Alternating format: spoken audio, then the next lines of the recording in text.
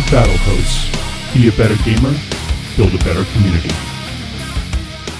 Welcome to The Battle Hosts, a podcast dedicated to helping you become a better 40K gamer and to build a better community of players. I'm your host, Mark, and with me tonight is Cullen. Hello. And Sean. Hi. In this episode, we're going to talk about getting back into 40K. It's been a long time. Too long. Yeah. A long time. Yeah. Most of us have been absent from the game for a long time, and we have a new edition to learn, even though it's been out for a year. So it'll take some time to get back up to speed playing the game again. So we catch up with the hosts, talk a little things we've done so far with 9th edition 40K, and basically we're going to do two segments. So the first segment's getting back into 40K. The second, we're going to talk about how to balance 40K with your personal life. So some of us have our different spots in our lives. Yes. Yeah. Let me know when you figure that out. Yeah, I know. That's true. We'll see if we can figure it out. We're workshopping it today. Yeah. Yeah. Theory crafting. It's mostly theoreticals at this point, but we'll get around to that. But it's basically appropriate now, given how our lives have changed a lot after the pandemic. So, and we're all getting back to normal, hopefully. But we need to figure out how this can fit back into as we get more into this. So, but before we jump into our stuff, let's hear a word from our sponsor, TraderA.com. If you're like most Warhammer players, you own a ton of models. At one time, you had big plans for these models, but now they just kind of sit, gathering dust, unused and unloved. It's time to clean out your closet of shame. Visit TraderA.com and get cash for your used models. TraderA is run by Captain A, someone who's been in the community a long time and has done a lot to grow the hobby. He's also a personal friend of the show. Unopened boxes, models on a sprue, half-built models, primed, painted, even bits have value. The process is simple. Send him a list of what you have. He'll send you a quote. You pack it up, send in your stuff, and he'll get you cash. You can shop around, but you're going to find that TraderA gives you 40% more than the other guys. You want it quick? You want to get rid of it? Visit TraderA.com. Get cash to buy the stuff that you really want. TraderA.com. Sell your models and get your cash quick and easy. So as the COVID vaccines roll out to countries around the world, we are especially lucky where we're at in the United States, especially in our state. We were pretty easy to get vaccinated pretty quickly. Oh, yeah. But for those of you that don't, it's coming. So for us, basically, it meant playing 40K in person again, which was sort of strange the first time, because we hadn't done it in a while. And also getting to grips with 9th edition 40K. It's been a year since it was released. But without playing in it, it just feels like a brand new game. Yeah, the first few months of 9th, I really don't think they existed much in terms of as the edition. I think a lot of people were still approaching it like 8th, thinking of it like 8th. A lot of it was theory. There were some events happening, for better or for worse, but I don't think a lot of the changes of 9th had really been discovered. You didn't have the wide enough player base to start coming to grips with some of the fundamental changes that feel really small, and then once you get your head around them, you're like, oh, okay, this is very different. It plays very different from 8th. It does. Very, very different. Yeah. And a lot of that, because killing things is not really important anymore from a scoring standpoint. Yeah. No. So that was, I think, the biggest change is just getting used to playing differently. I played really aggro lists in 8th that were kind of hit a home run or strike out type lists, but they were all centered around just killing things. Yeah. Yeah. And now in 9th, it's a completely, so from the very start of writing a list is a very different experience than 8th was. Yeah. Yep. Yeah. Just from the beginning. Yeah. And I mean, the secondaries change, but the missions change a lot like that. Maybe, but we'll talk about some of those, what we have learned so far now that we've started it. But the question a lot of people are probably asking is, where have we been? The very last podcast that the Battle Host put out was Christmas episode of 2020, which was done via Skype. Before that, we did a bunch of podcasts for the launch of 9th edition. We did a digital 40K, and then we just kind of stopped. I mean, we've been at home. That's where we've been. That's it, right? So last summer, we could do garage gaming, right? Things were shut down for COVID, but we could do it with precautions. But fall and winter, man, our numbers locally spiked like crazy. Oh, yeah. We couldn't even meet. There was no, we were all locked in our homes. We were making the short list on articles of worst hotspots in America. And it's oh, hey, look, there's us at number 7. We're like, okay, we probably shouldn't see each other. We're just gonna chill at home. Just gonna chill at home and paint. Yeah, well, hopefully some of us painted. I tried. I don't know. It's hard without the game running. It's really hard to get into it again. But you, obviously, that's what you do. So that's what I do. You got a lot. That's what I did. Well, you got a Blood Angels army, mostly all done. I got like a Blood Angels collection. Yeah, it's not even an army. It's not even an army. You could run an RTT and give everybody there a 2,000 point list of Blood Angels. Pretty close. Yeah. Pretty close. You could run like a 10-person event. I think it crested 11,000 points. Okay. So, I thought it was a little more than that, but that's still impressive as hell. That's still a lot. I bet if you put another week into it, you could probably get to much more than that. Because I feel like you got a lot of stuff kind of in progress. I have a lot of stuff in progress, and I have a lot of big ticket stuff. Like I have like an Astraeus and like a Terminator squad that's like 400 and something points. So like, there's a lot of big ticket items outstanding. And you have a freaking Mastodon. And I have a Mastodon. That was a big chunk. Yeah. That was glorious. But it's a big chunk. Yeah. I tried to start a Necron. Anyway, we'll talk about that later. But basically, during the time off, you start to consider, like, what do I want the podcast to be? And that was the other big thing, too. You listen to lots of podcasts. You get inspired by lots of podcasts. Right now, there are a lot of podcasts out there now. There's a ton of 40K podcasts out there. I think Frontline Gaming has 20 of them. I don't know, maybe not 20, 7 or 6. Feels like it. They've got a lot. It's right? a lot, They have a freaking network around it. But some have left. And so, you reflect on what I want it to be. And because up until then, I'd never stopped the podcast. It was every twice a month, and it was pretty regular, and I had kind of it dialed in. But as I sat back and considered what I wanted to be, I decided I wanted to do longer podcasts once a month, which makes it easier to record, but it also means we can take the time to discuss a topic. So before in the past, I'd cut things into part 1, part 2. I think we're just going to talk about it now. The Patreon, I'm going to change that up. I'm going to remove the tiers. So the Patreon is basically just going to be, if you donate whatever amount to the Battle Host, you'll get access to the Discord chat. But mostly it's just the online tip jar, which it's always been. Yeah. So make it simpler. It's always been a struggle to figure out what I want to do with it. And I want to kind of just keep it simple and just provide one benefit. Also, there's just a lot of topics that I've always wanted to explore that never really fit with the old format. And so a lot of these topics they're not the latest and greatest. They're not news and releases. There's tons of podcasts out there where if you want to hear about the latest codex, you can talk. There's many of them, right? That go through and break the codex down. Yeah. There's much better than I can. Yeah. There's the YouTube videos of the man reads book or woman reads book where they read the whole thing. You know everything about a and They all Goonhammer. just go to Goonhammer anyway. Everyone goes to Goonhammer anyways, and so basically, rather than do topical stuff, I want to do larger things, like bigger things. So we'll see how that works out. But for a while, we'll just stick to monthly podcasts, and we'll make the Patreon a little simpler and go from there. Yeah, absolutely. So anyways, I appreciate all the listeners who've been asking where we're at because it's been a while. So, but we're back now, and we'll monthly podcast moving forward. But what have we been up to? Now, Colin, you talked about Blood Angels. What else have you been doing? Keeping going with the Patreon. I mean, my hobby didn't really stop because my hobby's never really centered around getting ready for the next event or whatever. That's not a huge motivating factor for me because it is my job. So it's just kind of one foot in front of the other. But the Blood Angels were obviously the main project over the pandemic. So I started painting them in like January of 2020. But then it's just, banging out commissions and doing a bunch of tutorials and then getting ready. We actually did get ready for an event in Utah and played in a couple of, one major GT and one GT in the last 6 weeks, which has been... It was awesome. It was so much great. fun. Yeah. It's been being in a room with 60 people in Utah was a little weird. It was the first time I've been in a room with that many people in a year and a half. Yeah. But they had mask mandate and all that stuff, so that was fine and got over that pretty quick once you're playing the game. Yeah. And this was only a handful of weeks ago, which felt at the time like it was a little too soon, but I don't know, it worked out. And then we did Boise Cup a couple weeks ago. Yeah, absolutely.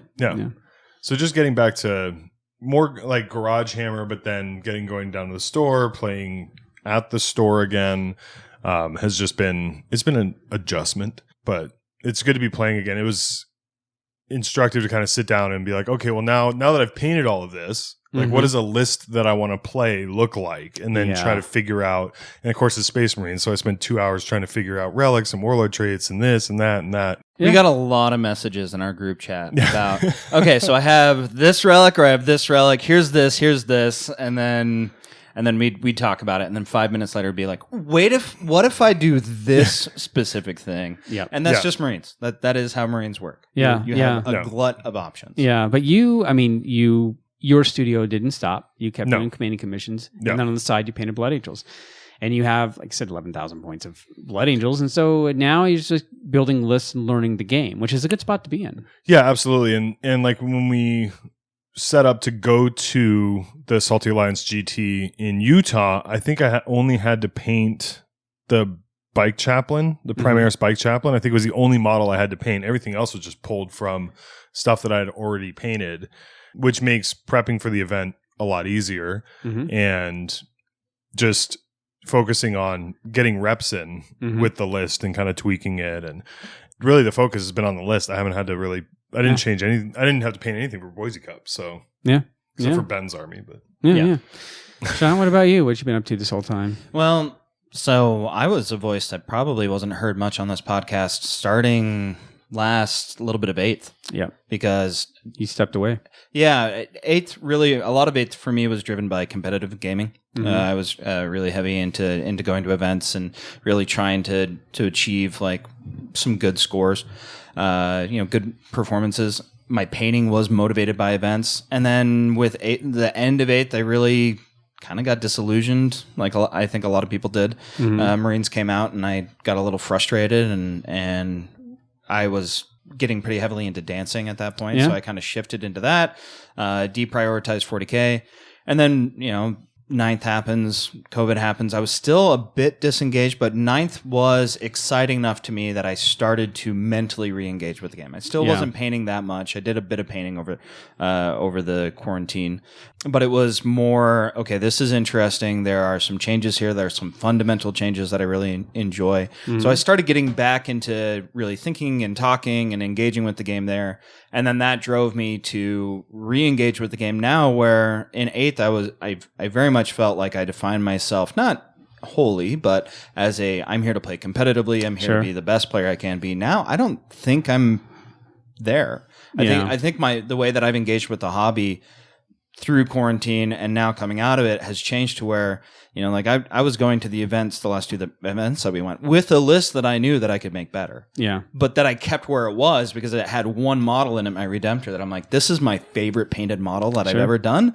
And I want it to be in my list for paint judging. Yeah. Right? Like, I want it to be there. I want it to be part of my army. I worked a lot on this. I want it to see the table. And so now I'm looking at it and I'm going, I really think I'm still going to play competitively. I still really enjoy going to tournaments and really thinking about that. But I think my priorities in the game have changed a little bit. And part of that was I rediscovered painting for painting's sake. Yeah. Like not painting as I'm getting ready for an event. Now, I did do a lot of painting over the last 2 months to get ready for these 2 events. Yeah. A lot for me. Not a lot for either one of the guys sitting at the table. I think you've done a lot more in the last 2 months than in the last 2.5 years I've known you. Oh yeah, absolutely. Absolutely. Especially when we're talking like finished models. Right. Yeah. Right. Like, cause I would get ready for events in 8th and I would have half my list almost would be guardsmen. I'm like, I'm going to 3-color that. And then I'm going to throw, some texture paint on their base and that's going to be done. Right. And these models where I want to do the details. I want to finish these. And so, during quarantine, I was, I think we've all had, everybody was impacted. Yeah. For my personal impact, I'm a teacher. Yeah. So I was teaching. Which brought, and I got pretty lucky as a teacher. Yeah. In general, being able to have a hybrid model where I got to see my kids. Yeah. In person. And I really do respect and appreciate that my district backed us as teachers in being safe as much as we could with that setup, enforcing rules. But it brought its own challenges, having a hybrid model. And then eventually we did go to fully in person because my district really prioritized that.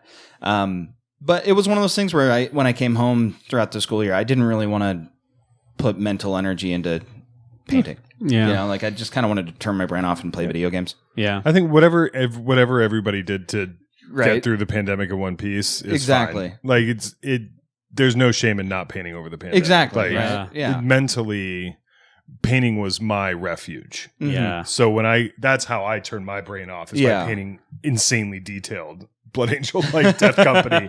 Is like that turns my brain off and relaxes me and de-stresses me. Yeah. But that's abnormal, I think. So Yeah. And so for me, my painting actually picked up as soon as summer hit.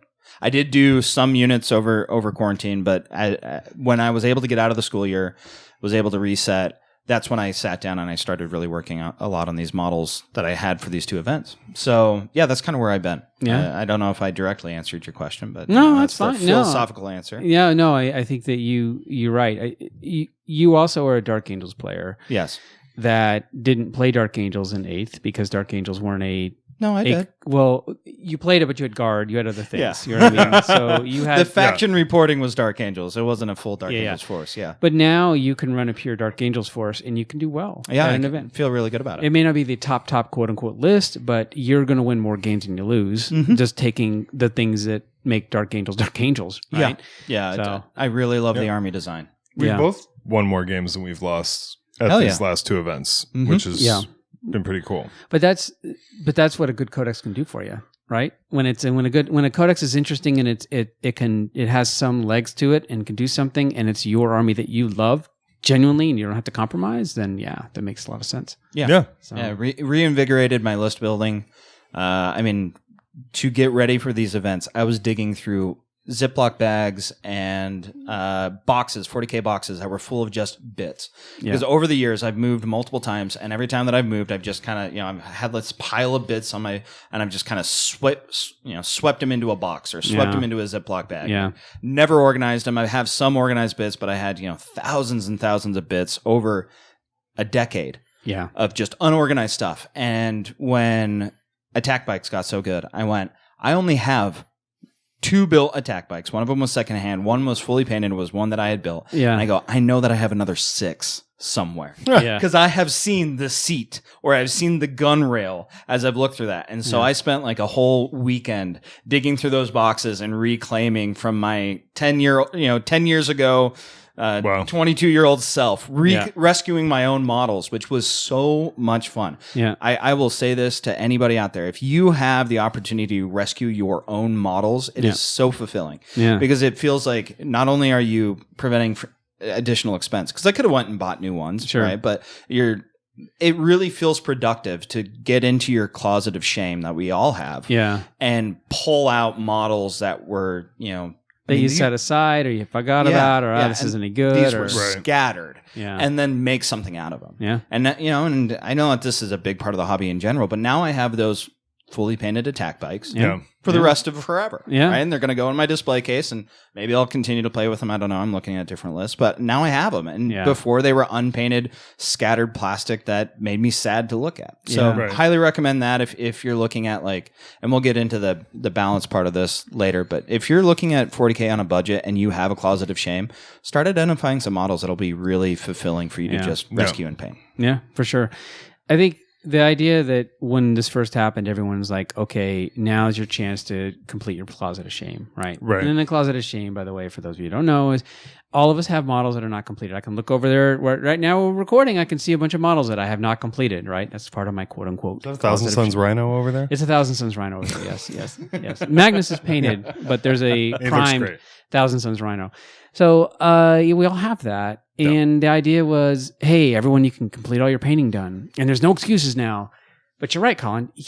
You do what you need to do to get through it, right? Yeah. It doesn't really matter. You just do the things you needed to do. So, you used to sit on the couch and look at TikTok videos for 6 months. I mean, as long as you come out the other side. Yeah. It was such a stressful experience, from a social, for society, it was a stressful experience, and everybody handles stress differently, and everybody deals with stress differently. And I have, people, they put that caveat, I could have painted more, I could have done more, and it's you did what you had to do. Yeah. We're here now. Yeah. But don't beat yourself up over what you didn't do over the course of the pandemic, because nobody knew what to do. Yeah. We'd never been in that situation. We didn't know how it was going to last either. It's easy to look back on this now. And that unknown, and I was home with trying to teach a 5 and 6 year old how to read. Like Yeah. it's just insane. So like at night, I didn't want to do anything. I didn't want to talk to anybody. I didn't want to do anything. Yep. I just wanted to sit. And I just wanted to sit and paint my models. Yeah. And so that's what I did. Yeah. For me, Yeah. it was great. But for other people, that's not relaxing for a lot of people. Yeah. You know, it's stressful or it's complicated. And after a long, stressful day, you don't always want to sit down and do something really complicated and tedious. Like Yeah. that's not relaxing for a lot of people. So Yeah. I get that. But Yeah, for sure.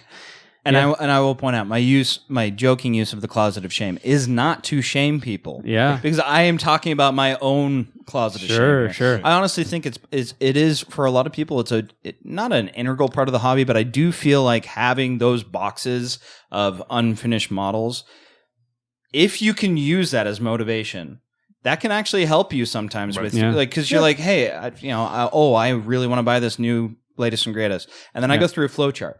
Am I going to use it in a list immediately? Yeah. If the answer is no, then it becomes, am I getting it just because I think it'll be a fun model to paint? And if the answer is yes, then it becomes, will it be more fun to paint than the Impulsor that I have that's Yeah. unbuilt? Yeah. Or, the Vanguard, or what are they? The Phobos start Yeah, collecting, those guys are right? cool. Yeah, Like, yeah. those are cool models. Is this going to be cooler than that? Because Yeah. that's sitting in my closet. Yeah. Like, I can go home and grab that and I can paint that. Yeah. So yeah. I think it is one of those things where I know that I will never be fully painted. I will never have every model that I own fully painted. Hell no.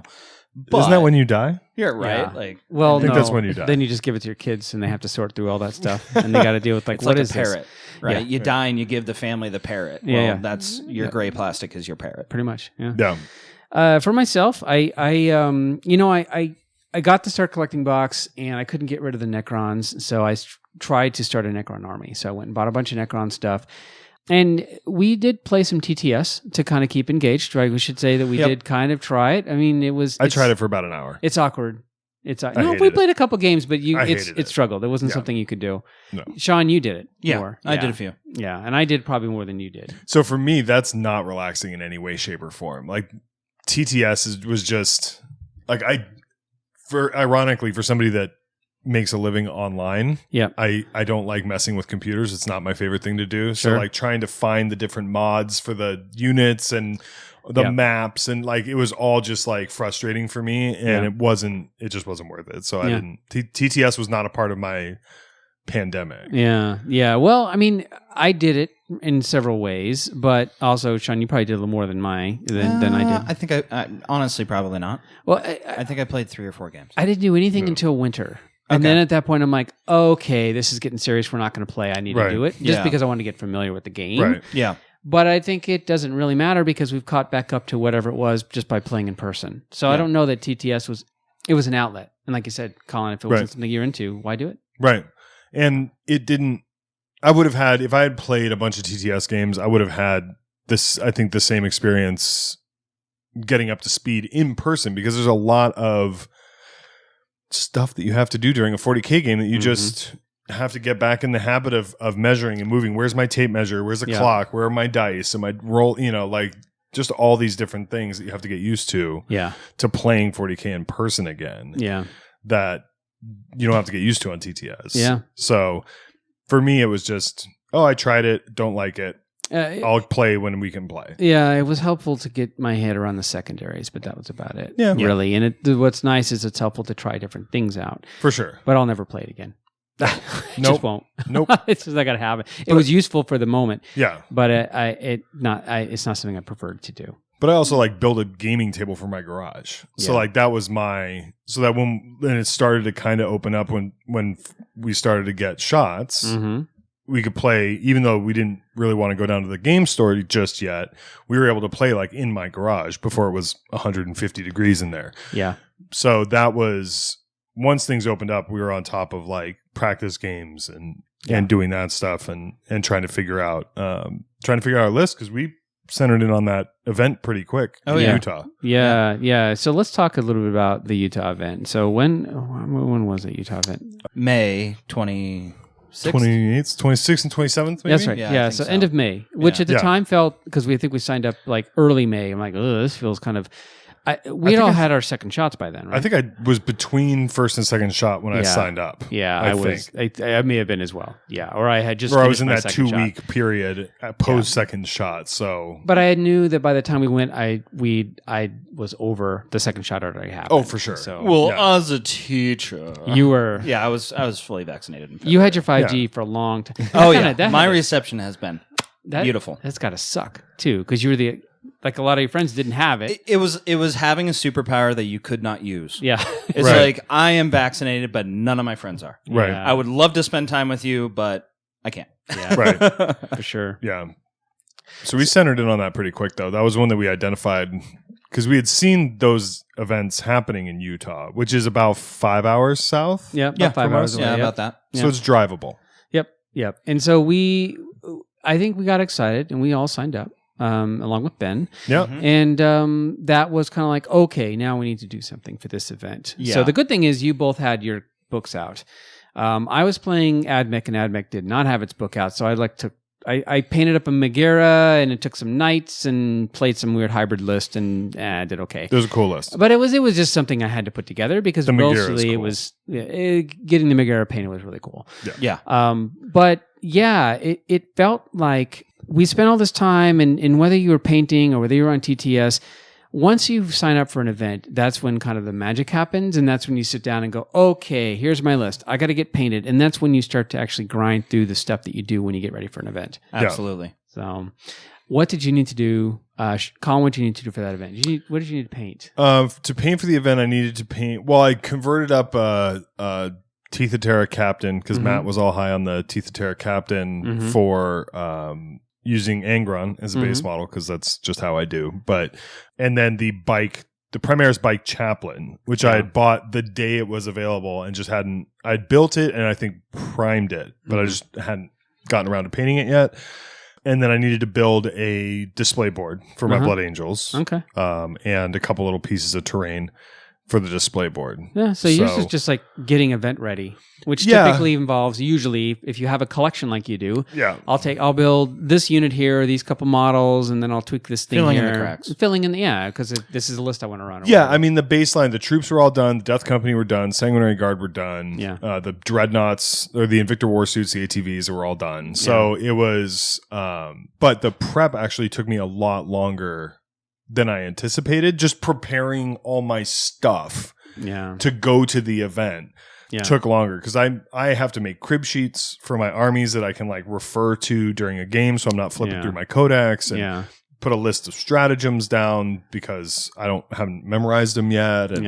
And then secondaries had to, so I made like laminated score sheets and stuff. So just getting all the stuff together took longer than I anticipated, but it was exciting. It was like getting ready for this event, so I didn't have to paint. Like I was done painting for the event like a week before the event. It was just chilling, which Mark has never experienced in his life, ever. Yeah. This is a classic event where I overcommitted on the things that I wanted to bring. My list had too much stuff on it, and I think, you were putting water slide decals the night before on the night. Yeah, so that's just how it rolls. Yeah. Yeah, that was fun though. It was fun. It was a good time. Yeah. Sean, what did you have? A lot. A lot? I had a lot. I had a crisis of faith probably 2 weeks before the event because we signed up about a month before the event. So I was like, okay, in a month, what do I got to do? And I think this will be the full list. I have 2 Talon Masters that are built and base coded to a 3-color minimum to play at LVO a few years ago. Yeah. Got to finish them. Yeah. I got to build and paint 6 attack bikes. Mm-hmm. I got to paint, not build, but paint 5 Relic Terminators. Got to paint 2 Deathwing Knight Terminators. I got to build and paint a Blade Guard Ancient with the Pennant of Remembrance. Yeah. Which actually ended up being a really quick job and it was a lot of fun. And then just a lot of smaller things around that. Yeah. And then on my list, I had like, nice to have, if I could get a display board at some point, that'd be great. Yeah, the broken Lord of the Rings box isn't doing it. No. You need a display board at this point. Yeah. I think we were joking too with Boise Cup. It's like, okay, you need to move beyond transporting your models in a box, a box top. I did that to get them out of the event. Yeah. They were I had a case. They were all magnetized. I had to do that. I had to mag all the models. I had to set up the case to where it could carry all of them, right? So I had some of the stuff outside of that, right? Got to figure out, okay, what stratagems can I use, all that kind of stuff. But I had been looking at Salty GT as my prep and practice for Boise Cup. Yes. I had already signed up for Boise Cup way before that, and I was looking at that event. And so when I went through this crisis of faith, I posted in the group chat, like, guys, I'm really frustrated. I'm really discouraged. I'm not going to get these done. And Colin, talked me off the ledge. He's like, okay, what is the minimum amount you would like to have done? Ideally, you would like to have it done for both events, but what can you do? And that helped. Being able to get that flow chart of okay, where do I really want to end with these models? And it ended up being better than base coats, not fully finished. No, right. Yeah, for sure. And that was enough because then you put more effort into it for Boise Cup, right? Yeah. Right. But you were on the path of maxing out every model. Yeah. Which for you is far more time consuming than 80% on every model. Yes, absolutely. That last 20% for you is extremely time intensive. Because you're a hand painter. You Yes. paint by hand, which is a much longer process. Yeah, it's the freehand and the weathering and all the lighting effects and for sure. Yeah, I think for myself, I had, I don't remember, it was a long list, but it was a lot. It was a lot. Well, because I wanted a Knight Megara from scratch and build and paint Which you that. got, I think, maybe a week before the event. Yeah. Finally you came crushed in. that. Bombers, had to do 2 bombers, build and paint. It was a lot. It was a lot. Little dogs that weighed you down. That's right. I had to do the dogs. Yeah, it was because I had bought a bunch of the new AdMech stuff. And then, COVID happened. And I kind of walked away from AdMech for a little while because the book wasn't out. And I started doing little Necrons here and that kind of stuff. But I kind of didn't have an army. And then this was a chance for me to kind of get back into the AdMech. But it wasn't fully painted by any means. But for me, for Boise, the great thing is Boise Cup was, I ran it along with Aaron. Right. So Aaron is a head TO and I just kind of helped him out. And then you guys participated in Boise Cup. So Boise Cup was the first event, and we capped it at 40 for a reason because of the ABU games where it's being held is being remodeled, so it really couldn't have more than 40 people. So we kept it at 40. We also knew we had to tweak the terrain a little bit. We had to learn how to do 9th edition of games again because we didn't get a chance to do it, when it first dropped. Right. And so, Boise Cup was, as a TO, learning about the terrain setup was interesting because all the way back when the WTC, they came out with some maps for here's how the map should be for 9th edition, which is their team sort of championship. And if you go through Tabletop Simulator, they had a lot of that sort of style. Yeah. When we went to Salty Alliance, they had a lot of terrain from the WTC, like the packs that you can buy. You can buy. They got the custom kits. Vanguard Tactics. Terrain packs, which were fantastic. They're great. But it's a certain density of terrain on a board, which is a lot. Yeah. It's a lot. For me. It's great. Great for me. But it's also, it's a lot. Yes. And up until recently, we ran the Boise Cup and now they have, Mike Brandt has published and Games Workshop said, here's our mission pack and here's what the terrain boards are going to look like. Yeah. Much less dense than the stuff that we have been playing on since probably 9th edition dropped. Yeah, really. I was at Ben's house on Saturday, a couple days ago, and we set up the GW GT setup. And I played a similar list to the one that I've been playing. He played kind of mid-level Death Guard list. Yeah. It was very different. Yeah. From we played the one with the 4 L's in the middle, and then the kind of shrouding terrain in the corners. Yeah. But then we rolled up, what is it, Search and Destroy or whatever, the 6 objective mission that has objectives in the corners. So now the objectives, like you're standing in obscuring terrain on objectives. Yeah. Which, it kind of flattened the game a little because you're just like, well, neither one of us are capturing either one of those. So we're just going to fight in the middle. Yeah. And it was okay. It wasn't as bad as I thought it was going to be. Like looking at it, you're like, ugh. But actually playing on it, it wasn't terrible. But we also weren't playing with the big squares underneath the buildings and the buildings, some of them didn't have windows. So there were still big line of sight blocking like Nova L's basically. Whereas in the GW kind of layout, they all have windows. So if you're standing on those squares, you can be shot. Yeah.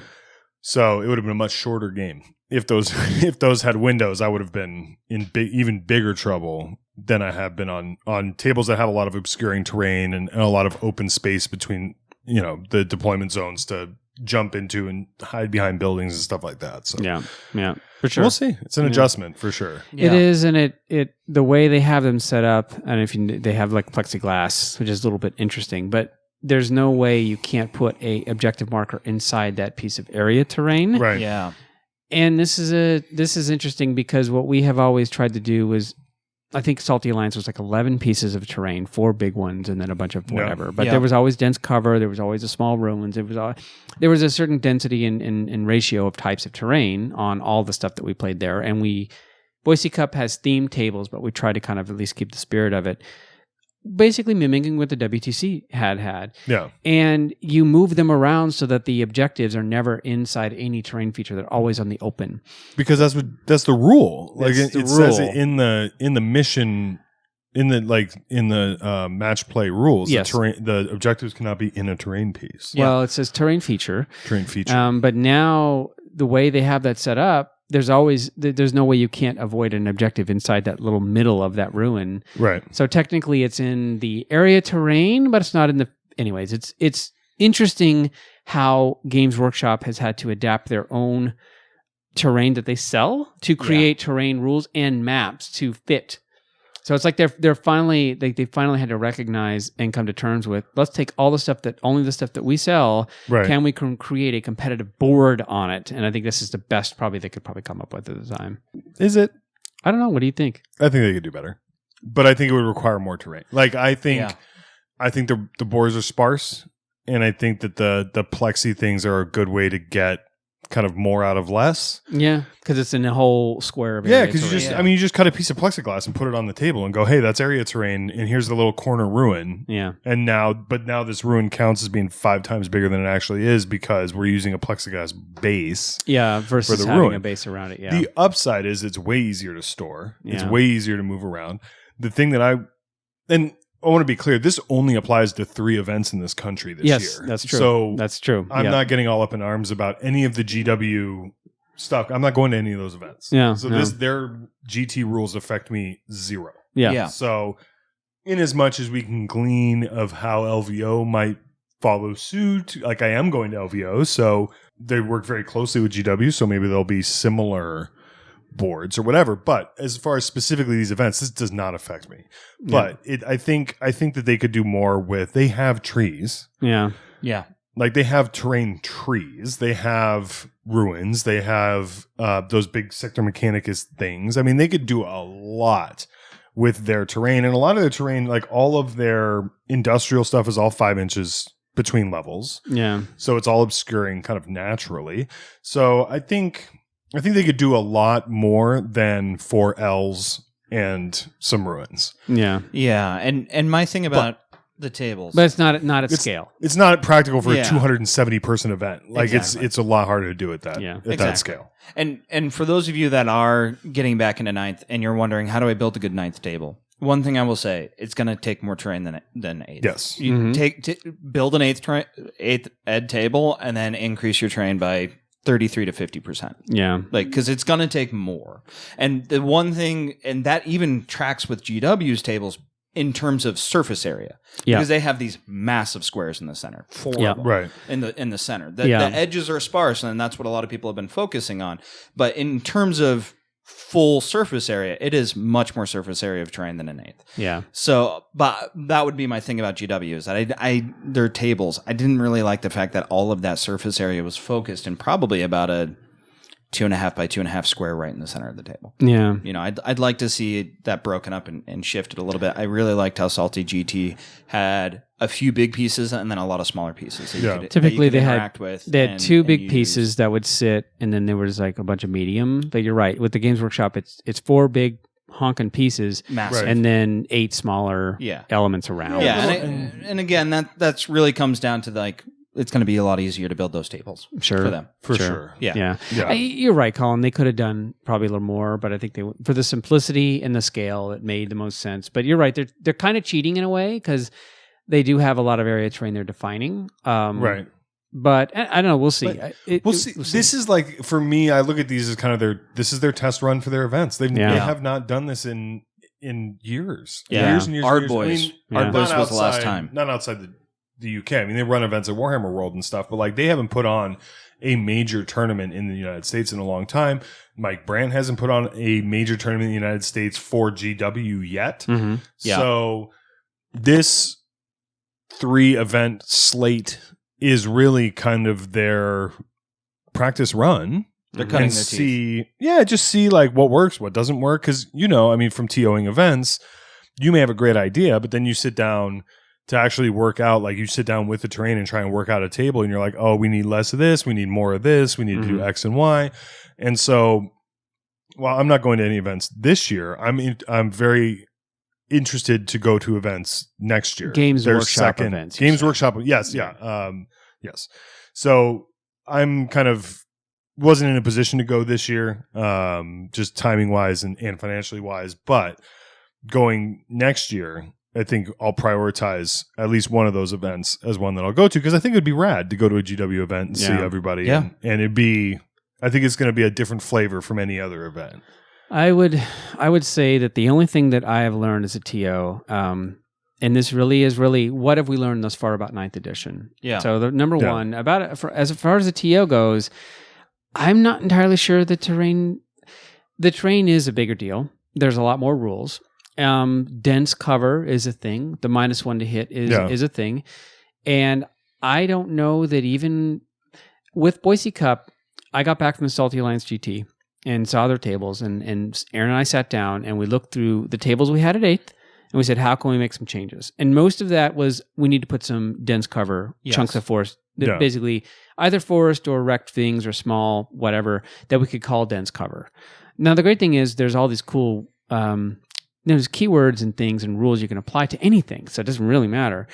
I don't think we got it right perfectly for Boise Cup. I think in some respects the terrain may have been a little too dense, but we're learning. So I just think the jury's a little bit out on like what is the quote unquote best board for competitive play. Yeah, because I think Games Workshop has put that out. But like you said, this is them. There's some compromises they had to make for scale for the stuff they sell, and it may or may not work.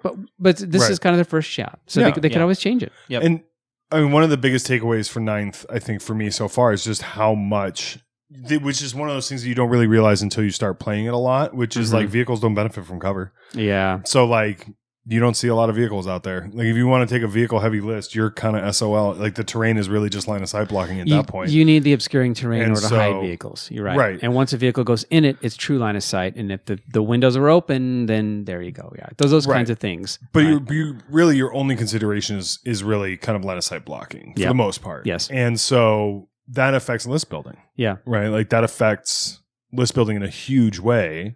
And they fixed the secondary and stuff like that. But just, you're going to be playing a lot of infantry. You're going to be playing against a lot of infantry because they get all the bonuses from the terrain, and they can move around and they can do all this stuff. So which is something that I didn't really appreciate even during the pandemic, was just how much the terrain rules would affect army building along with the mission rules. But the terrain rules really affect list building in 9th edition. Agreed. And you're seeing that in a lot of the bigger things that are coming out. So if it's you and your friend and you're trying to put together a table of terrain, you could do worse than just copying kind of what Mike Brandt put out there as far as a good guide. But ITC has their own things they're coming out with. WTC has their own maps. I would just play around with it and make it what feels right to you. Yeah. I think ITC's working on their standardized. But it's going to involve like the sets that they sell. Sure. Yeah. Organized in a different way. Yeah. Right. Yeah. And I mean, I ordered some MDF terrain, which I never saw myself doing. I like GW terrain a lot. Sure. I have some GW terrain, and I've been working with little pink foam and doing this, but for a kind of tournament prep table, I ordered a bunch of MDF terrain, and it's surprisingly good. It went together really well. I don't need the paints just going on my table in my garage, but it allows me to have that flexibility to kind of experiment, and it was much, much more reasonably priced than buying plastic terrain. Yeah, for sure. Super cheap. For sure. MDF is kind of the classic. It's always a good thing. Absolutely. Okay, so a question about the terrain. Yeah. I know that vehicles can't benefit from some of the rules, like defensible. But am I incorrect in remembering that they can benefit from both light and dense cover? They don't benefit from light cover. They don't benefit from light cover. Because it's area terrain, and the only things that benefit from area terrain are infantry, beasts, and swarms. I'm glad that never came up in my games. I don't play a lot of vehicles. The vehicle that I did play died turn one every game. That Redemptor just ate Melta shots. Yeah, and my bikes don't get any cover or anything like that. My ATV, well, they're not vehicles, but like my Invictors, are just hiding behind obscuring terrain, and then they just YOLO into the deployment zone. But they don't benefit. Like if they're being shot through obscuring terrain, they're -1 to hit, but that's it. Or dense terrain. Yeah. Yep. Okay. So that's a good rule. The vehicles, infantry, beast, swarm get the benefit of area terrain, but until you sit down and play it, you don't know it. And I think when we were practicing, we found ourselves going back and go, okay, did we know this right? Because there's all these tiny little tweaks that you're not aware of. And I literally have never used like defensible or like set. I've never set to defend. Yeah. I never remember to set to defend ever. Yeah. Which was that +1 to hit? Yeah, on your Overwatch, if you want, you can either do the Overwatch on a 5+, or you can be +1 to hit on your melee attacks. Yeah, which is insane, which I should do every single time I get charged. Yeah, you should. In area terrain, I should set to defend. Yeah, you should. I mean, I had a whole event where I forgot that I get to do that because of my chapter tactic. Yeah. I get a +1 to hit when they charge me. I had a whole event where I forgot that. Yikes. Yeah, right. Yeah. So, I mean, this is ninth. I mean, I had multiple games with people at Boise Cup where the comment was the bookkeeping in ninth is a big part of the game. It's just being able to remember all your rules when they activate. And that was a thing in eighth. But and I feel like and seventh. But it has been added to with different triggers when it happens, right? You got to remember which phase it's happening in. That was a thing before, but they've added more of that. And then even more than that, adding additional army-wide or specific keyword-wide rules that are changing and modifying based on the turn, based on what unit it's on, that kind of stuff. Well, but okay, so in 7th edition, you can create a unit that had all this stuff, right? Because you combine things together. Yes. In 8th edition, you had auras, which kind of they didn't call it auras, but that was basically you could benefit within a range of things. Right. What we used to call bubbles. In bubbles, but now in 9th, there are limits to that. So in many cases, they've created a command phase, and it's like you pick a unit to do this thing. So there's lots of rules like that. So it's not a passive benefit like it was in last. Now in 9th, it's this thing. I'm going to activate that. It's going to be on this specific unit. It's not something that when I go to shoot, I'm going to be checking, okay, are they within the 6-inch? Those still exist, but there's less of them. Yeah. So as far as terrain goes, I don't know that. I think the jury's still out on what the quote-unquote optimal setup is. I don't think there is one. I think they're just different variations of different ways that different events have to play the game.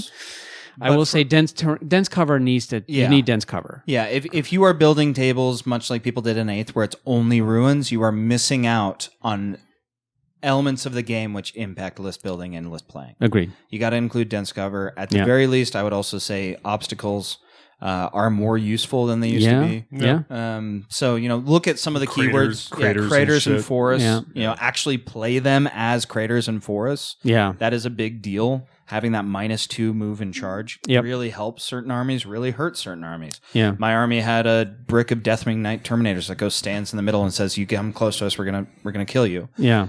If the middle of the board has a forest in it or a crater in it, suddenly my threat range is dropped massively. Yeah. So those kind of don't just build a ruin. Yeah. Don't just build a ruin table. Yeah. Include other terrain keywords. Really use those. Yeah.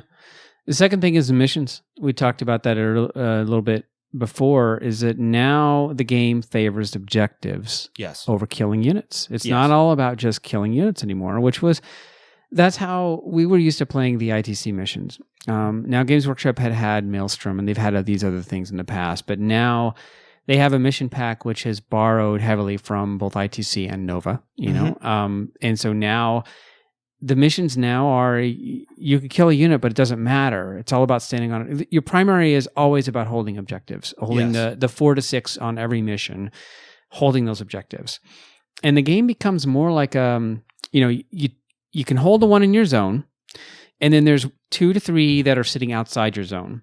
And essentially what you're doing is it's a race to like control and hold. And can I hold it through my opponent's next round? Right. And then you're sort of trading, you're just trading back and forth units on those middle zone objectives. It feels like that's kind of how you're doing it. I mean, you hear people talk about like trading units a lot. In this case, I'm saying trading objectives. The control of the objective, you're going back and forth to sort of contest it. Right. Yeah, I mean that's one way. Yeah, that's one way to play. Mm-hmm. Yeah. Another way is to put bricks on objectives and like dare people to come Sure. take you off of them, a la Deathwing Terminators, sure. Blightlord Terminators, Sure. Death Shroud, and stacking 3 Plague Burst Crawlers on your home objective, and Sure. like just putting super durable units on those.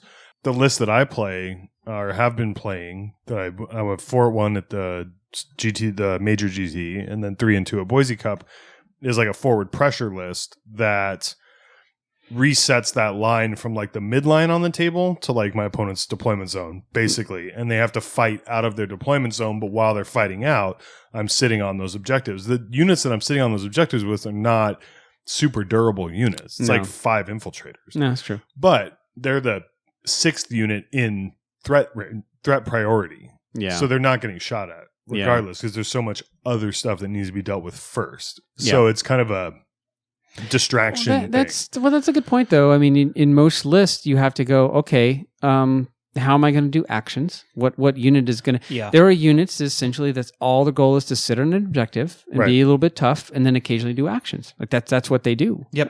The Crypto Thralls in a Necron list is a perfect example. It's an infantry thing. It performs an action. That's it's so you have units that are just objective holders or objective grabbers or they whatever.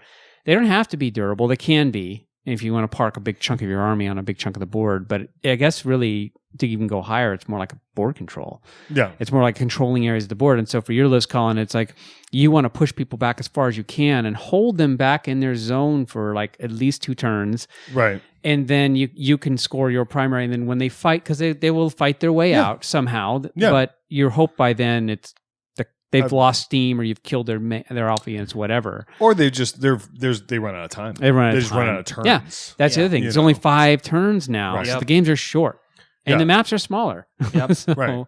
Yeah, so you've got to get going on your stuff. Yeah. So playing like an aggro list that is on a lot of objectives turn 1, that is pushing forward, when things work how they're supposed to. I'm building up 40, 50, 60 points by turn 3. Mm-hmm. So I start stacking up those points. So all that stuff dies. Everything that goes forward in my list dies. Mm-hmm. But have I scored 60 or 70 or 80 points by the time it's dead?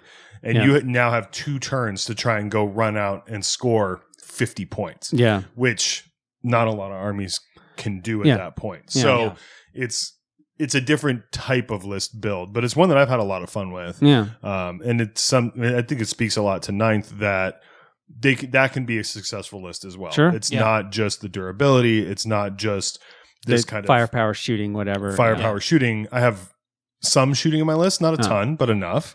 But it's an aggro close combat list, and it's a lot of fun to play. But I sat down because when I sit down to write a list, I can't play Sean's list. Yeah. I would do horribly playing Sean's list because I'm an aggro 40k player. I just want to go charge things and hit them in the face with an axe. Like that's just how I play the game. So I had to ask myself, how do I get that list in Ninth? Yeah. Because Ninth doesn't really reward going and killing stuff. Yeah. It's not how you score points in Ninth, really. Yeah. So, but you killing their stuff prevents them from scoring. Like that's the Right. point. Yeah. That's right. Right. So then, Sean, how does your list? How would you describe your list playing? Well, so mine is very different from Colin's just because I do index more into shooting. Yeah. I have 2 units that I can trust to fight in combat, Mhm. and then a few characters I could maybe add a little bit, but that's Yeah. it. And really, I have 1 close combat unit, the Deathwing Knights. They will kill almost everything they touch. Especially if I give them righteous repugnance, you touch them, you die. Yeah. You get close to them, you die. And the list is built around, I'm going to put 5. I did not play it this way throughout Salty GT. I was using a bike on my back objective for Stubborn Defiance, and that got really sketchy because bikes are so much easier to kill. Yeah.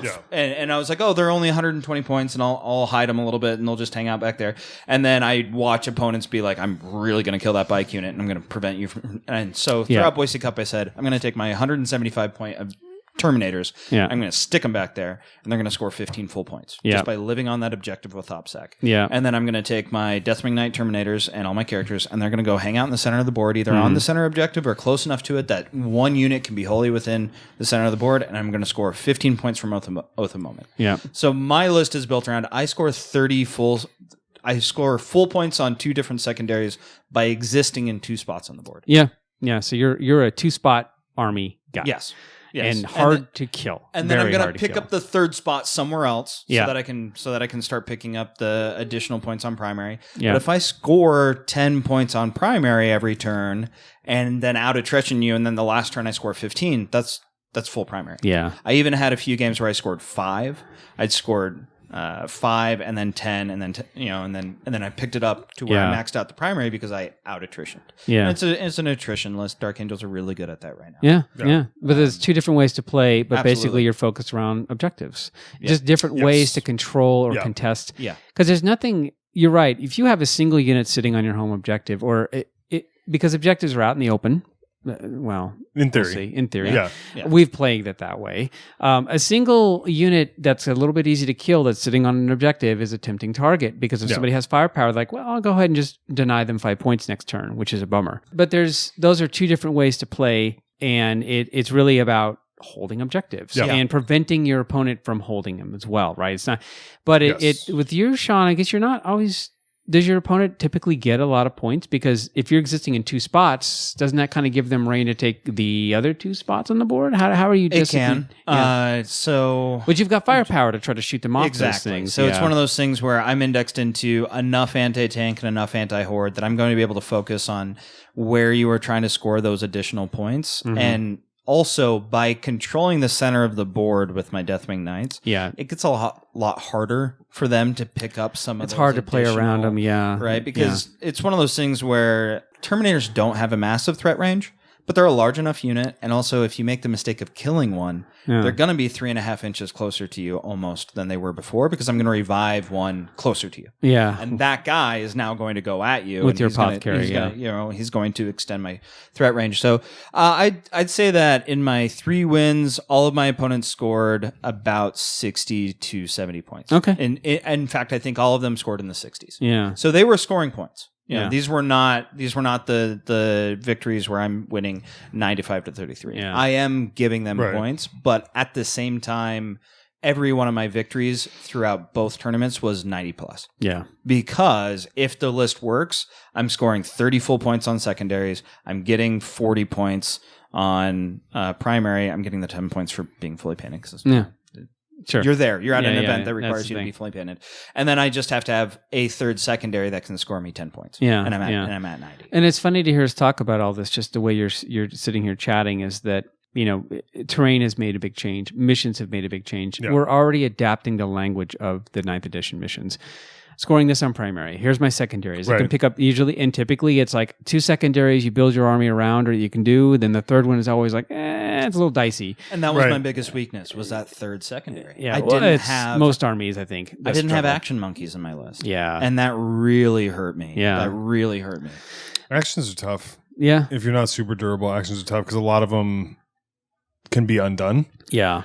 And so for my list, I don't care if I took Scramblers before they changed it in the GT pack. I really like that one because my army would be in the midfield and in the other deployment zones. So Scramblers was easier for me to pick up. But you don't want to spend a turn with your killer units doing an action. It was always like the Phobos unit because there's that strat. I can pull a Phobos unit out of my backfield and put it in your deployment zone the next turn and just do Scramblers. So that one was pretty reliable. Well, I always take engage on all fronts because my army's spread out across the board turn 1. So I'm usually max engage on all fronts. Yeah. You definitely want to build a list toward, you should be able to pick up a secondary without your opponent doing anything about it. Yes. At least one, Yes. for sure. And Yeah. preferably two if you can help it. I think one of the flaws of Ninth is that there are some armies that can do 3 secondaries without interacting with your opponent. Yeah. And that's sucks. The codex specific secondaries can be really hit or miss. Some of Yes. them are much easier than others. Yeah. Oath of Moment is a classic. Well, yeah, the strategy I just described is taking 2. Yeah. You know, and I Right. can do that because I have that Space Marine privilege of I'm going to take the Dark Angels one, and Yeah. I'm going Right. to take the Space Marine one. Yeah. Yeah. I mean, Yeah. even I take Oath. Right. That's because it's just, It's it's at least incredible. 2 points a turn. Even if I'm not in the center of the board, it's 2 points a turn. Yeah. Yep. Well, and for Dark Angels, I can't fail a morale attack check. Right. All my units are small enough that if they are really in risk of failing a morale check, they're dead, or they're Terminators that don't fail. Right. Yeah, for sure. The one thing that I will say about faction secondaries is that my issue with my list, and this will happen to other people, that I was eating up 2 of the with Oath and Stubborn Defiance, and it's worth it. But this was my issue with getting a third good secondary. Is I ate the 2 sections of the list, or of the secondaries list, that are those uninteractive. I couldn't take Engage in all fronts and Right. Oath of Moment. Yeah. Right? Like Yeah. so then it became, that needs to be something that you pay attention to. I didn't Stubborn really... Yeah. One of the 2. Either Yeah. I think it's Stubborn Defiance and Engage Yeah. lineup. Yeah, you would know because you do take Engage and Oath together. Yes. Yeah, it's Stubborn Defiance and Engage. Those line up. Those cancel out. Can't do them both. You know. Right. So when I was looking at it, going through Boise Cup, I went, my biggest weakness I think here is that I don't have cheap infantry units to do Rod. Reliably. I tried Rod 1 round and I was like, this is terrible. I'm not doing this with this list anymore. What's Rod? Retrieve Octarius data. It's the new Oh, that version. one's a the lot harder Scramblers. than Scramblers was. I had that taken against me almost every round. The thing about, because if you exist in 2 spots on the board, They have to they get the probably 4 they, corners. they have a little Yeah. bit of Yeah. more Yes. leeway to go around you. And Yeah. a lot of lists were built with deep strikers or Yeah. outflankers Right. that could walk onto the board and say, Right. we're doing Rod. Yeah. Okay, now kill us. We Yeah. don't care. We're not, it was 2 Death Cult Assassins or the trash Right. cans for Necrons. Yeah. Or, there was a 20 units Vanguard. Yeah. Yeah. Ooh. Yeah. We're just going to pick this up. But it's the Retrieve Octarius data used to be deployed scramblers, which Yes. used to Right. be what a lot of people took. Basically, you had to be within your deployment zone, outside your deployment zone, either deployment theirs. zone, and then in theirs. Right. You have to do an action in each one, and then you get max points. But Right. Retrieve Octarius data Get is 12. You would get 10 if you did it. Deploy scramblers the old way.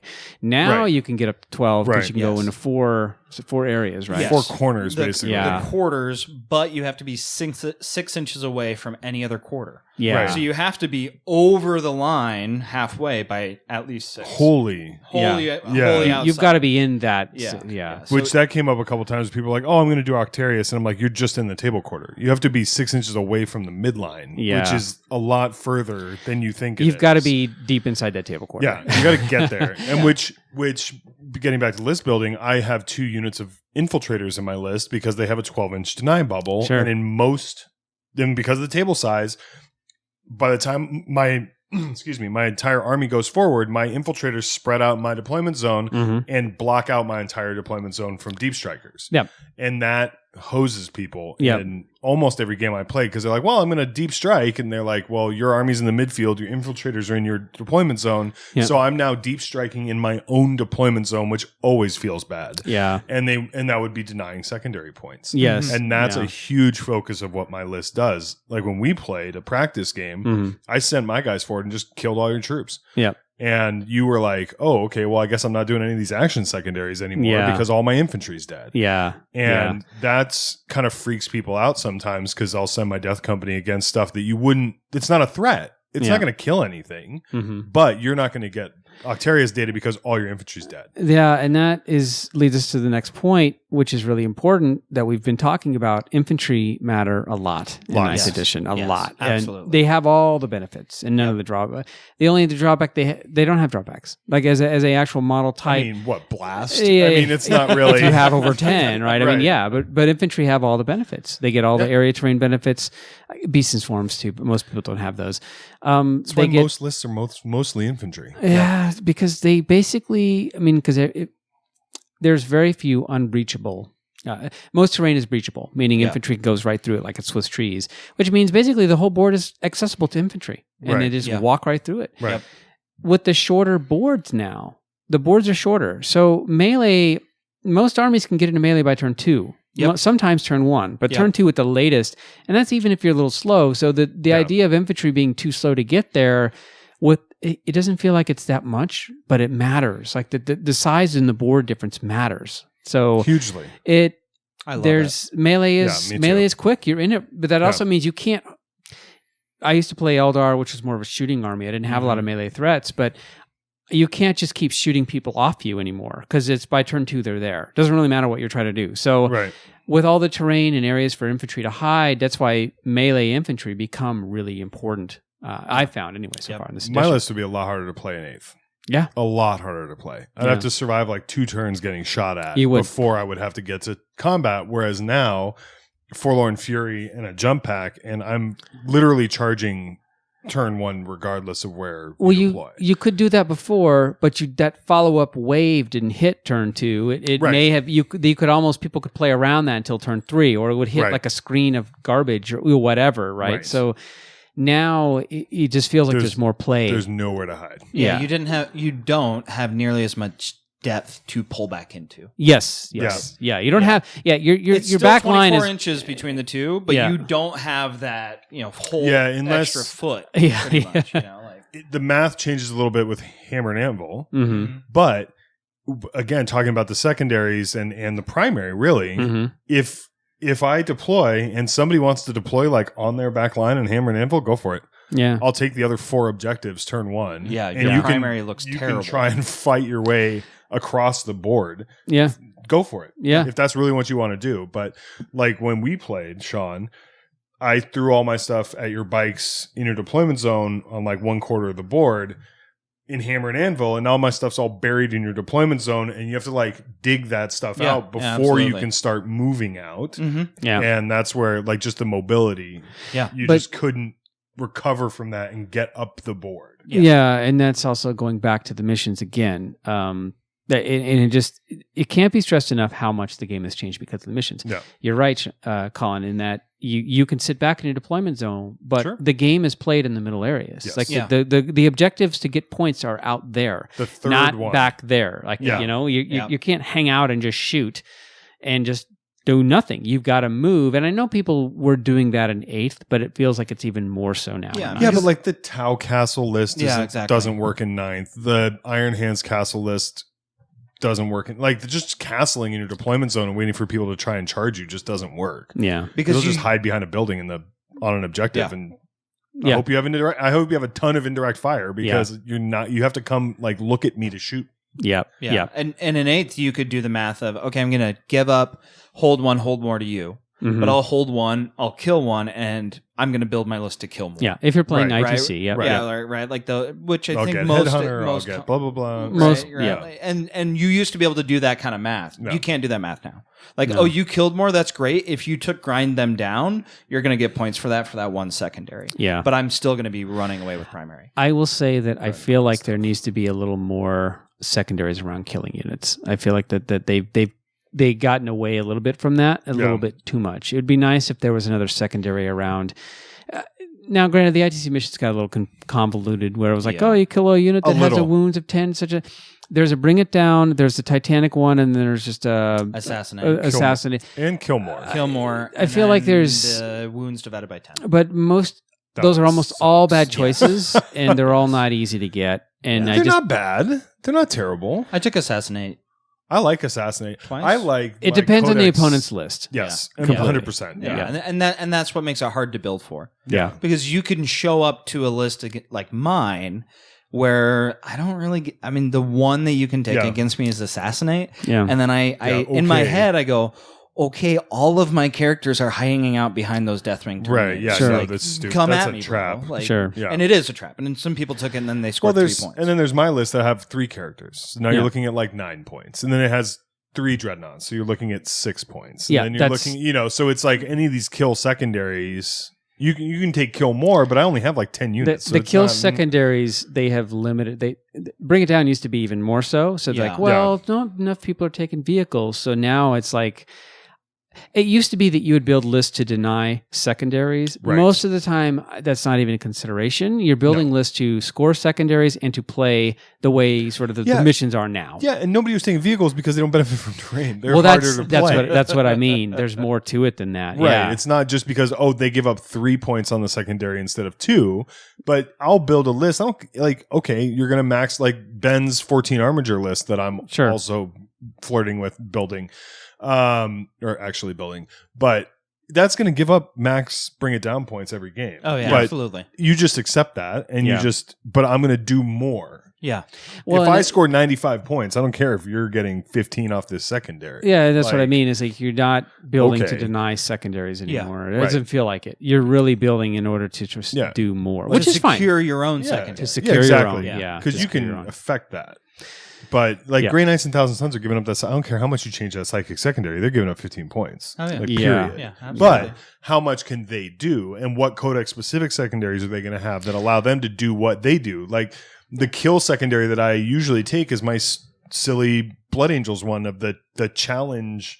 The Blade of Sanguinius or whatever, where I challenge one of your characters, you pick a character, and then I pick a character, and I get 5 if your character dies. I get 10 if they die in melee, and I get 15 if my character that I chose kills your character that you chose. And you're typically going for the 10, right? Typically, I get the 10. Combats in melee, and you're going for there. So typically, I get that. It's a pretty reliable 10. Yeah. Because at some point, if I'm winning, your character's going to die, and they're almost certainly going to die in close combat. And I'm not going to shoot them. Yeah. So occasionally I'll get to 15, but I'm pretty reliable to get the 10. Yeah. So it's like a weird funky secondary you just write off. But because of the list that I play, it's a reliable 10. Yeah. For most armies. I would never take it against Sean. I think if you come up with a list and you go through the secondaries and you go, I don't know which one to pick, then you need to go back through and figure out what you want to play. Yeah. If you're playing, obviously if you're playing competitive. Now, let's take a side note and talk a little about Crusade. We played a little bit of Crusade before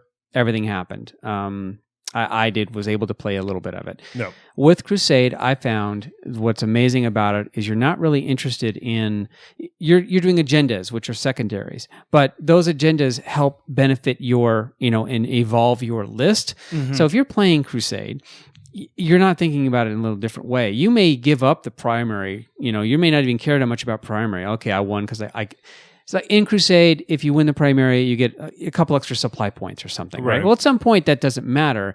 You're going for those secondaries, those agendas. And so in Crusade, you really want to capture those secondaries because that means your unit that got it gets more experience points. And that's where things...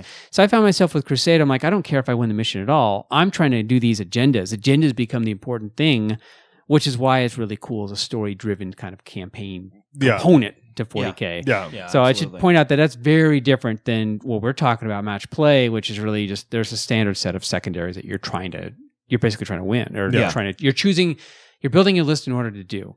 Yeah. So one of the things we've also found too is that it's really easy to make mistakes. A lot of mistakes. Yeah. Yes. And we have to be very patient. Some of them are just, I assume a lot of them are unintentional, but there's caps on minuses to hit and wound, right? But there's not caps on like save, for example. Like there's certain things that you sort of forget about. Here's the thing about the caps of the minus to hit and wound. You can only go -1 or +1 to hit, but if you have a +1 to hit and your opponent has a -1 to hit or -2, it still matters. There's still a cap there. Absolutely. There's still the interaction. It's just when it ends, it's at that. So that is a fairly simple rule most people knew about, but there's just a ton of stuff with these new rules that are slightly different that you really have to look up. Like I've had to look up tons of stuff up. I mean, we did morale. Yeah. Oh, yeah. And morale, like playing Space Marines, I just like wrote it. Like I don't have to deal with that. Yeah. Because who cares about morale? I played Space Marines. Yeah. They don't know and then we played a game, and I lost like 4 guys out of a unit, and I was like, they're only like Death Company only leadership 7. I'm like, well, I guess I have to roll this. Oh, I failed. Like, now I'm gonna go get my core rule book because I literally have no idea what happens now. Yeah. And so it's just one of those things. It's a totally different mechanic, Mhm. but they don't get the additional minuses to the roll because they're Space Marines. Yeah. You just and get to reroll. Oh yeah, No, they don't. yeah, they they're don't always have a the reroll ones anymore. Yeah, you don't get the because initially I was like, I failed. I'll just re-roll it. And yeah, And then you're like, no, you don't get a reroll. I'm like, yeah. I don't want to lose these guys. Why am I losing guys in morale? I'm playing Space Marines. Like this does not make Realistically, you'd lose maybe 2. You lose 1 to the fail roll, and sense. then Like you'd have to 30 roll points ones. apiece? I know. Well, Play better. Roll more 6s. They're leadership 7. I don't know. Well, Yeah. ones in this Well, case. and what that does mean is that no longer can you do the math of that's a big blob of infantry. I've killed 15 of them out. Uh huh. Okay, they're going to morale out. Yeah. Like you're either going Right. to spend 2 or they're going to morale out. Right. You know, I had that moment where I was like, oh, I got that unit down to like 3. You know, it was a unit of 10 ladies and a sister's army. I got them down to 3. Okay, they're probably all going to die. And then I went, oh wait, no, that multi-melta is still standing. Yeah. Crap. Which is, I think it's better, right? Yeah, You're yeah, right. it's way You can't better. just Oh, go yeah, boom, absolutely. boom, boom. Oh, yeah, okay, I've killed 10 there. They'll go to morale out. They won't morale out. They'll lose 1 guy to failing the roll because Yep. sometimes the And roll like you auto fail, and then couple more. they may roll a couple more because they may roll 1s and 2s, and that's it. Yeah. Because it's you can't lose an entire unit to morale unless there's like 2 left Or or, like- 3 left. And What you was roll it? and you roll poorly. Yeah, you have to Yeah. roll Overrunning spectacularly them, poorly. overrunning them as they were fleeing. Is that was a thing? Like 7th edition. Yeah, Where yeah. they like break and run. I like the break and run a physical distance towards the edge of the board. I always thought that was cool. that's but an like, old one that I love. Yeah. That was a great that's- mechanic, but it wouldn't work in this edition. No. Like it just wouldn't. It's an antiquated type thing, but it was always cool. Like visually, it was kind of cool. And then the Space Marines just stopped, turn around, and just. But Now you got to roll for it and lose. You may lose a Death Company. yeah. But most likely, Death Company die to the man, right? That's just what they do. Oh yeah, that's their job for sure. But it's ironic, and it's the only thing that I'm salty about in that book because it's a great book. But like the people, the guys that are living 10,000 years in the past and literally hallucinating battles from 10,000 years in the past and don't even know where they are or who they're fighting care about morale. We will not get into the argument about does the rule match the lore No. because that's I just had to mention it. This It is came up. Yeah, It yeah. came just up. a little bit of salt sprinkled on the conversation. but No, it's- it's fine. They're great at what they Yeah, do. I no, like no, it. yeah, they do very well. it's true though. Like there's rules you have to go back and look at. Yeah. So like Yeah. heroic intervention was such a weird thing with 8th. Yeah, you can still heroically intervene, but you can still get attacked. Like before, Right. I was like, I charge, but I don't really charge. Now, I'm really glad the FAQ has specified the fight first, fight next, fight last thing, where Right. there's 3 buckets now. But there's a lot of complex stuff now that you really have to, or just Yeah. changes that are slightly different. Yep. So I would almost recommend going back and looking up everything you assume plays out a certain way. I would go back Right. and check the core rules Well, every time. Like we were just talking, and like I just remembered set to defend, which Yeah. I've literally never done. And my units get charged in terrain all day, Yeah, every day. yeah. I'm in terrain getting charged. Yeah, you And can't opt in +1 Overwatch, but you can set to defend. But I'll set to defend every single time because +1 to hit in close combat is like my jam. Yeah. So and 2 events and how many practice games I've never remembered it once. Yeah. Right. But Yeah. as I learn my list and as I learn the game more, Mm-hmm. then I get to that level of Yeah. remembering those little tweaks like heroic intervention or Mhm. the little tweaks like set to defend because I'm not changing. This is just personally a design philosophy for me is like not chasing list changes to the point where I can deal with every single list out there or I'm not going to win an event, but like I don't have to I'm playing the same list basically at 2 events. Mhm. And so I'm getting reps with that list and I'm getting list fluency, which is highly underrated, by the Yeah. way. Oh yeah. But it allows me to get into those finer points and get used to picking secondaries, get used to how it plays without just, oh, well, I went 4-1. That's really good, but this event's going to be a little different. And now AdMech is out. How am I going to beat AdMech? And then try and change my whole list to beat AdMech. But then I have to relearn what secondaries I'm good at and how it moves, how it plays. Whereas, if I just play the same list and I'm comfortable with it, that gives me an advantage. Yeah. Sean, you talked about adjusting because you were a competitive player in 8th and you still are a competitive player, but I feel like you're different now. Like Yes. you're not necessarily interested in winning and going 5-1 at a 6-round event or something like that. Yeah. I'm not necessarily shooting for that because my life situation has changed to where I know that I'm not going to make it to as many tournaments. Yeah. You know, I'm not going to be able to fly to as many tournaments as I was for good reasons, not for bad reasons. I'm not saying, you know, I'm doing okay, but for good reasons, I'm not going to be able to. So yeah, it was a big adjustment for me. But for those of you that are coming back to 9th and starting to play again, there is so much value in not changing, in limiting the amount of variables you are changing. Yes, because there's a lot. Limiting the amount of things that you are having to adjust to from game to game as you are getting back into it. Yeah. Because I think a lot of us are used to so many reps of 8th.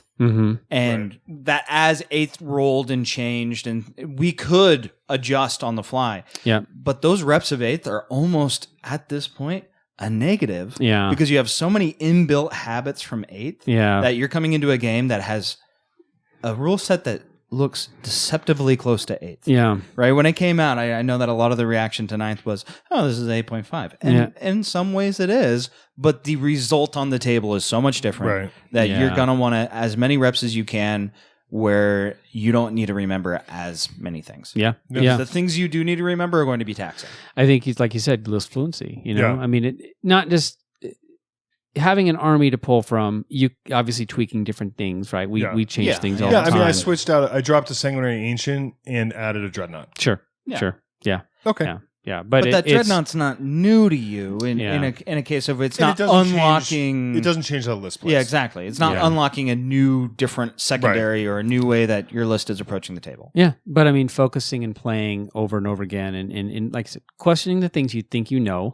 Yes. And just getting ready and playing with it. Limiting the variables is limiting the armies, and you're hopping armies or you're hopping different units. Try to come up with. I mean, if this is the first game back with 9th, and for a lot of people it is coming out of COVID, and maybe they were playing, you know, maybe they played TTS, maybe they played different things, but as different countries around the world are opening back up, people are playing again. I guess our suggestion is, like you said, there's a lot of things that are different. It's all about the missions now. The terrain matters. The boards are smaller. Infantry is important. Melee is important. You really have to build lists to capture secondaries, but limit the variables. So pick something you like, just play, and make some tweaks to something versus just ripping the whole thing apart and trying a whole new thing. Don't erase don't crumple the piece of paper up and throw it away. Just, you know, maybe erase a couple units, try new things, but limit it and learn the game, because we all have to kind of learn 9th. And and for those first few, don't rely on your intuition for what you think is true. Never ever assume you know a rule, ever. Right. Yeah, I mean, here's one that a lot of people forgot. If your unit is larger than 5 models, all models have to be in coherency with 2 other models in the unit. Right. Yes. You cannot daisy chain them. No. And that's something that I had forgotten, and that's something that I know for a fact, thinking back over my games, a lot of my opponents didn't think either. Oh, yeah, for sure. Right? Yeah, it's just a little, I mean, it's just a little triangle at the end of each end of the daisy chain. Yeah, you gotta just make a little barbell. Yeah, until you start losing models, because once that barbell's gone, then they go. Well, but you pull. I mean, you pull. Yeah. But yes.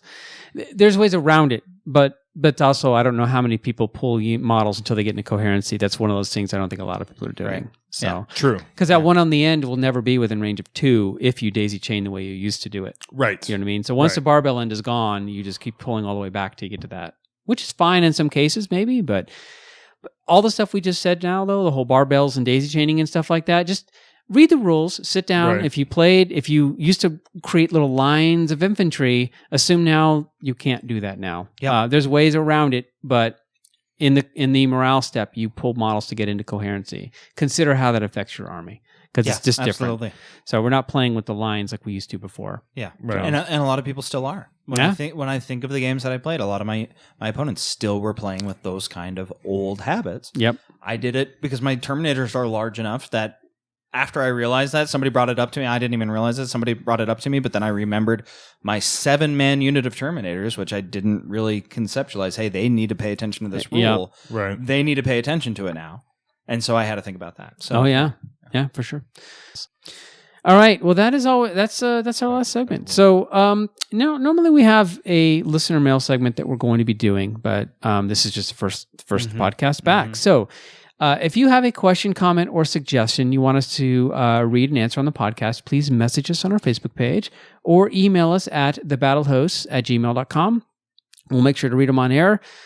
This will be our last segment before we end the podcast, but we really want to hear from you, so we can kind of talk about what you guys have in mind on air. Yeah, and it could be as smaller as, if it's a really large fundamental question, maybe we make it a subject of a podcast. But Sure. I'd love some questions that might stimulate 10 minutes of discussion. Yeah, if you got a question about a rule, right?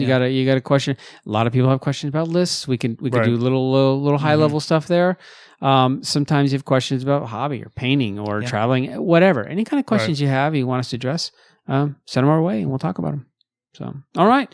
So that is all for this episode. If you'd like to support us, you can help us in a few different ways. You can tell your friends about us. You can like us on Facebook. You can subscribe and leave a review on iTunes, which does help to boost our listening audience.